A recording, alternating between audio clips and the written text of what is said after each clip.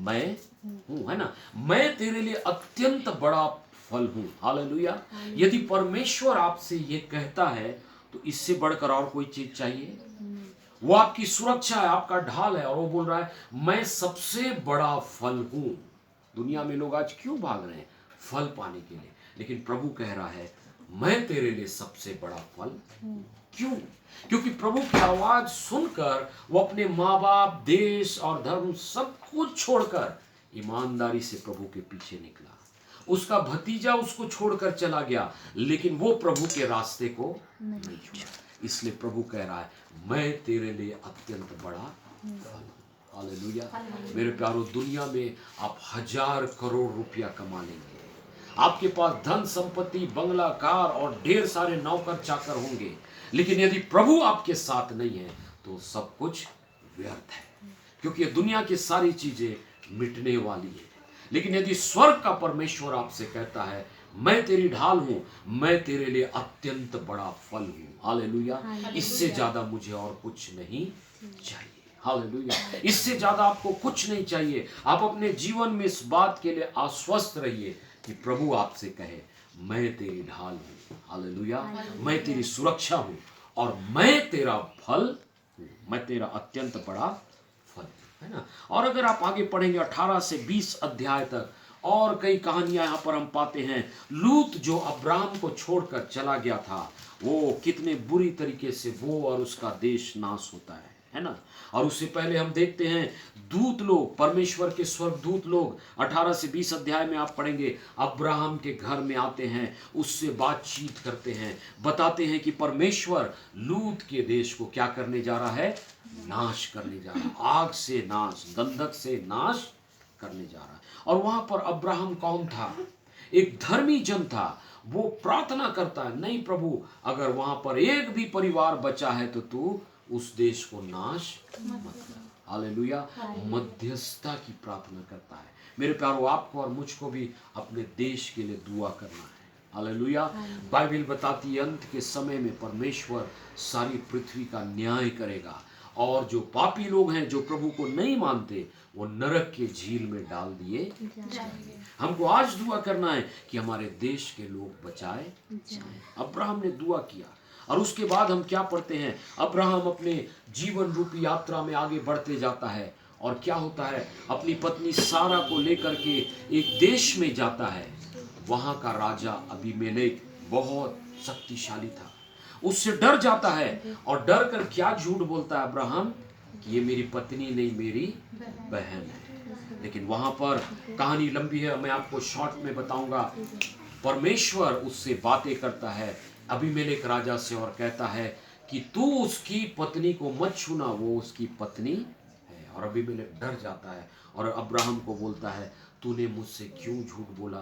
तू तो परमेश्वर का जन है। हालेलुया। इस कहानी में हम क्या शिक्षा पाते हैं मेरे भाई? आप जहां कहीं भी जाएं, आपको डरने की जरूरत नहीं है। हालेलुया।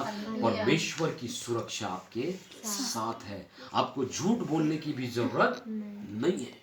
ठीक है। परमेश्वर हर जगह अपने लोगों की रक्षा करता है। और यहाँ अबीमेलेक को परमेश्वर क्या सिखा रहा है? राजा को, कि मेरे लोगों को मत छूना, है ना। बाइबल बताती है आप और मैं परमेश्वर की आंख की पुतली के समान है। हालेलुया। क्या हम अपनी आंख की पुतली को किसी को छूने देते हैं? नहीं। उसी प्रकार परमेश्वर आपको और मुझको किसी को भी छूने नहीं देगा। हालेलुया। अबीमेलेक सीख गया कि परमेश्वर के लोगों को नहीं छूना है। ध्यान दीजिएगा, इन दिनों में प्रभु के विश्वासियों को हमारे देश में कई जगह मारा पीटा जा रहा है, कई जगह सताया जा रहा है। लेकिन याद रखिए, हम लोग प्रभु की सुरक्षा में हैं। हालेलुया। जो लोग हमारे लोगों को सता रहे हैं, वो नहीं जानते कि वो किसको सता रहे हैं। प्रभु को सता रहे हैं, है ना। प्रभु के लोग नहीं, प्रभु को सता रहे हैं, क्योंकि हम उसकी आंखों की पुतली के समान हैं। हालेलुया। हालेलुया। हम अच्छी अच्छी बातों को सीख रहे हैं मेरे प्यारों। फिर से हम 15, 16, 17 अध्याय में आएंगे। ठीक है। उत्पत्ति पुत्र इस्माइल को अपने घर से निकाल देता है ना। मेरे पास समय नहीं, मैं आपको शॉर्ट में बता रहा हूं, ध्यान से सुनिए। उनको घर से निकाल देता है क्योंकि उसकी असली पत्नी सारा क्या कहती है? इनको निकाल दो, क्योंकि सारा के पास कोई संतान नहीं था। लेकिन इन्हीं अध्यायों में आगे हम पाते हैं परमेश्वर सारा से वायदा करता है, मैं तुझे संतान दूंगा। अगले वर्ष जब मैं तेरे पास आऊंगा तेरे पास संतान होगी। हालेलुया। परमेश्वर सारा को ही नहीं, इस कहानी में हम पढ़ते हैं हाजिरा और उसके बेटे इस्माइल को भी आशीष देता है। अब्राहम उनको निकाल देता है और वो लोग जाकर मरुस्थल में रोते रहते हैं। उनके पास पीने को पानी नहीं, खाना नहीं, वो रो रहे थे। परमेश्वर ने उनकी भी प्रार्थना को सुना। Hallelujah, hallelujah. और उनको इतना आशीष दिया। अगर आप आज अरब देशों में जाएंगे, ये वही जगह है जहां पर हाजिरा और इस्माइल रो रहे थे। उनके पास इतना पैसा है जितना दुनिया में किसी के पास नहीं है। हालेलुया। कहने का मतलब परमेश्वर ने हाजिरा को भी नहीं छोड़ा जिसको उसके पति ने निकाल दिया था, और सारा को भी नहीं छोड़ा। हालेलुया। अपने प्रार्थना करने वालों को परमेश्वर जवाब देता है ना। समस्या आएगी, शायद आपको संसार के लोग निकाल दें, शायद आपके अपने लोग आपको धोखा दे दें, लेकिन याद रखिए बाइबल का परमेश्वर आपकी प्रार्थनाओं को हमेशा सुनता है। हालेलुया। आइए हम अंतिम बातों में आएंगे। आप 21 और 22 अध्याय को घर में जाकर पढ़िएगा। मेरे प्यारों, इस्माइल को निकालने के बाद परमेश्वर अब्राहम को सारा की तरफ से एक संतान देता है। हालेलुया। याद रखिए, प्रभु खाली वायदा नहीं करता है, वो प्रतिज्ञा को पूरा भी करता है। हालेलुया।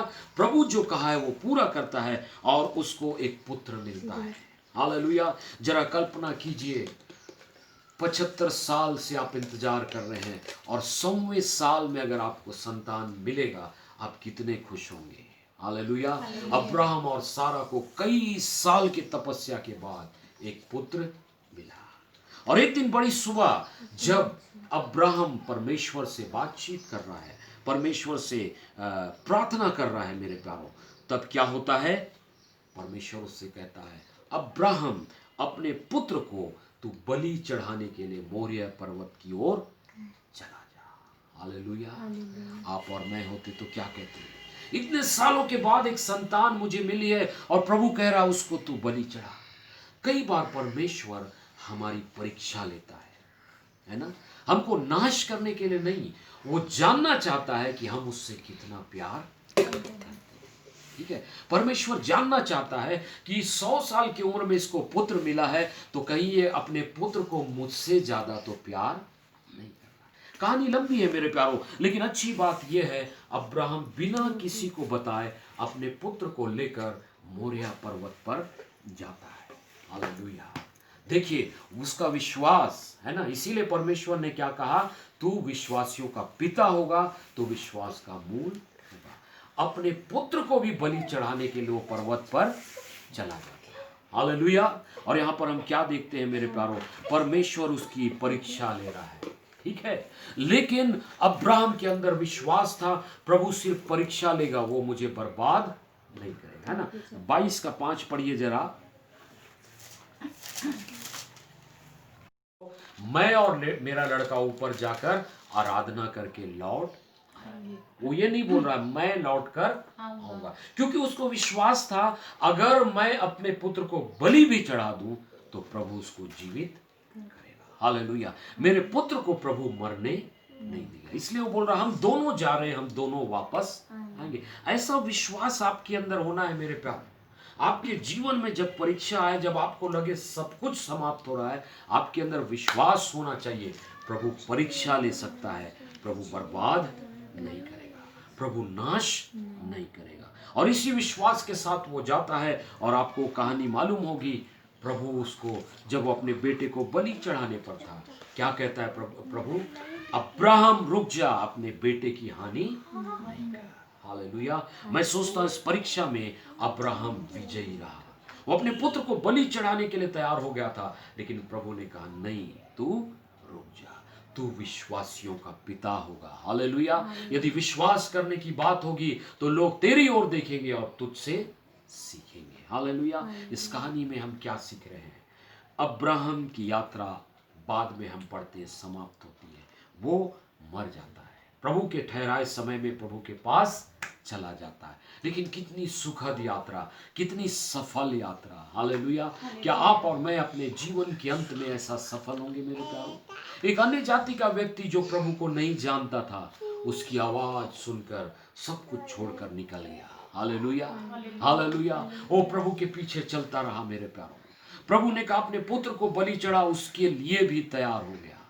और इसलिए प्रभु ने कहा आज से तू विश्वासियों का पिता होगा। हालेलुया। हम जितने विश्वासी हैं, यदि विश्वास की बात करें तो हमारा पिता कौन होगा? अब्राहम। हालेलुया। उसने बहुत अच्छे से अपने यात्रा को पूरा किया। हालेलुया। मेरे प्यारों, आपके और मेरे लिए सवाल है, हम कैसी यात्रा कर रहे हैं इस जीवन में? क्या हम संसार के चकाचौंध में पड़ गए हैं? क्या हम लूत के समान संसार की बातों को ध्यान दे रहे हैं, या अब्राहम के समान ईमानदारी से प्रभु की आवाज को सुनकर उसके पीछे चल रहे हैं? प्रभु आपकी सहायता करे कि आपके जीवन यात्रा अब्राहम के समान सफल हो। हालेलुया। आइए हम दुआ करेंगे।